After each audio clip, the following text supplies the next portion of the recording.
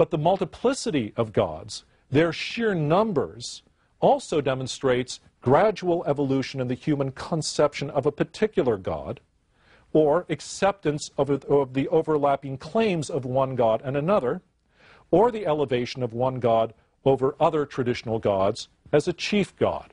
So we have so many gods that we see various forms of development, various forms of evolution in their relationships, first of all to each other, but also their relationships to humanity. So we might have the evolution of the conception of a particular god. We might have, again, acceptance of the overlapping claims of one god and another, or the elevation of one god to prominence over other traditional gods as chief god, gaining a new prominence that God did not previously have. Now, let me give you the specific example of this sort of overlapping of concern, overlapping of power, and almost, but not quite, overlapping of identity in the case of the Egyptian solar deities. The duplication and overlapping of functions is very clear among the Egyptian sun gods and leads to a great deal of confusion for the modern student. The primary example of the historical change and development that takes place in the conception and prominence in all the gods of Egypt, the primary example that stands out the most clearly is the example of the Egyptian solar deities, the Egyptian sun gods. First of all, there are a lot of gods in Egypt who are identified as sun gods. And as we'll see, these gods tend to rise in importance and fall in importance as a result of historical and cultural factors. And one of those, and not the least important, is the influence of the priests that service the cult of that god, and the favor of the different pharaohs towards one sun god over another. Because the sun was a primary reality of life in Egypt, and pretty much unescapable and present at all times of the day, because the sun was understood as a primary source of life and fertility, the Egyptian sun gods were most often also identified as chief gods, as kings of the heavens and kings of the earth.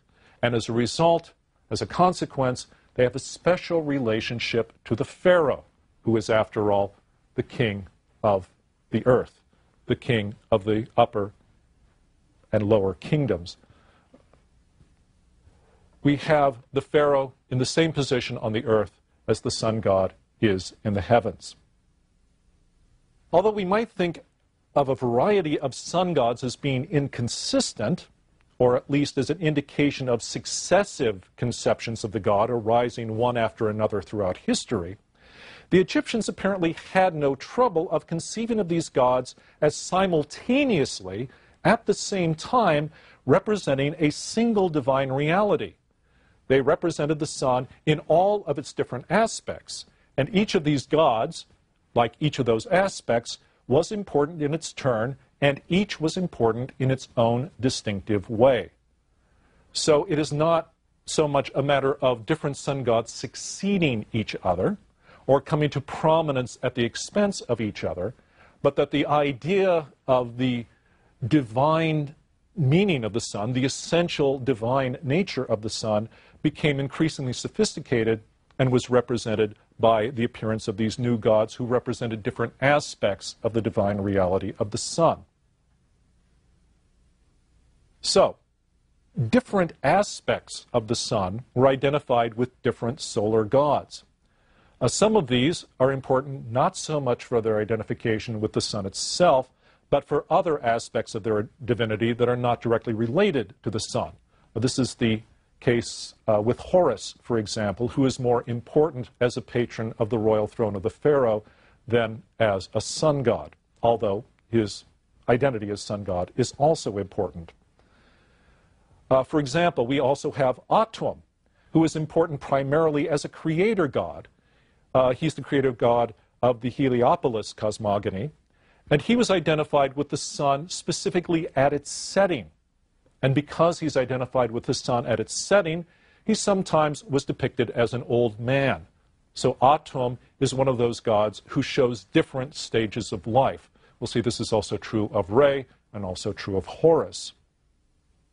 The sun god Kepler was represented by the scarab, the sacred dung beetle. And sometimes he appears as a human being with a scarab for a head. And that does not mean the head of a scarab, but the entire scarab as his head. So he's very easy to identify. He's the man with a bug for a head.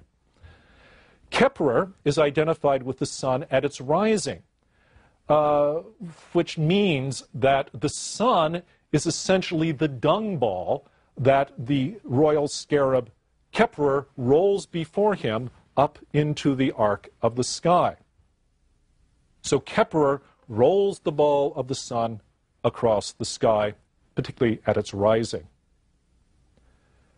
Now, Horus appears to have been the earliest of the sun gods, and he was also, as you know, the chief god of Lower Egypt. Later, Horus becomes the patron of the pharaoh of both Upper and Lower Egypt, the two kingdoms, and Horus is in general one of the longest lived of the Egyptian gods, not in the sense that in the divine world he lives millions of years, but in the sense that he appears very early and continues to have an influence for centuries and centuries. Now, the name Horus is generally believed to mean the distant one, very appropriate for a god of the sun. And the name Horus appears in many compound forms, notably Horus, uniter of the two lands, referring to the two kingdoms of Upper and Lower Egypt. Horus was traditionally represented as a falcon, or as a falcon-headed human being. And often the falcon's head is crowned with a sun disk, or with the crown of Upper and Lower Egypt. And as a falcon, the spread wings of Horus form the canopy of the sky. Now, in the story of Osiris, his combat with Seth and his death, Horus is the son who inherits the heavenly throne and kingly rule over the gods and over humanity after Osiris has been murdered by Seth. In this respect, Horus represents the legitimate succession of the pharaoh as well as the pharaoh's authority to rule. And I'll be talking about this myth of kingship in Egypt in a later session. Although the association between Horus and the royal authority of the pharaoh largely overshadows Horus's identity as a sun god, the identity of Horus as a sun god is the primary identity. It becomes less important over time, but it is still his primary identity.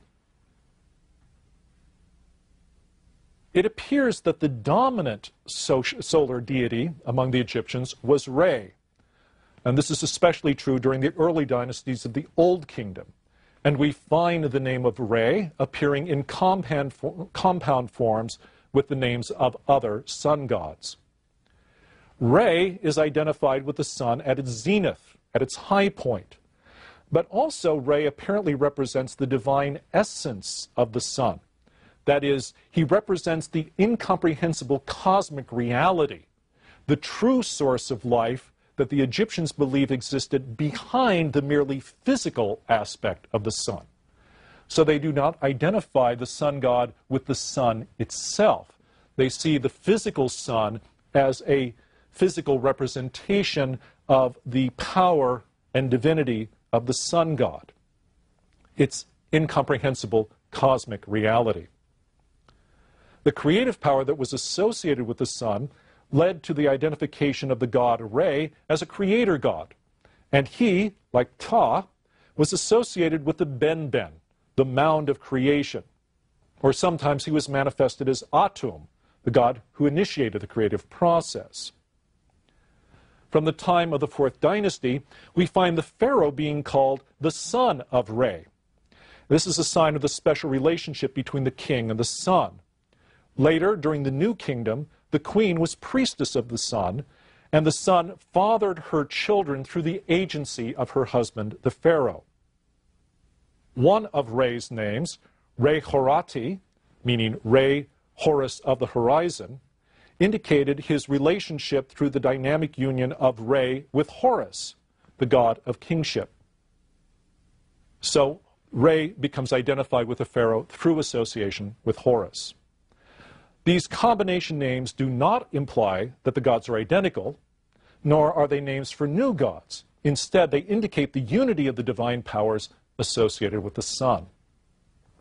Re traveled across the sky each day in his royal barge, and he was accompanied by other gods.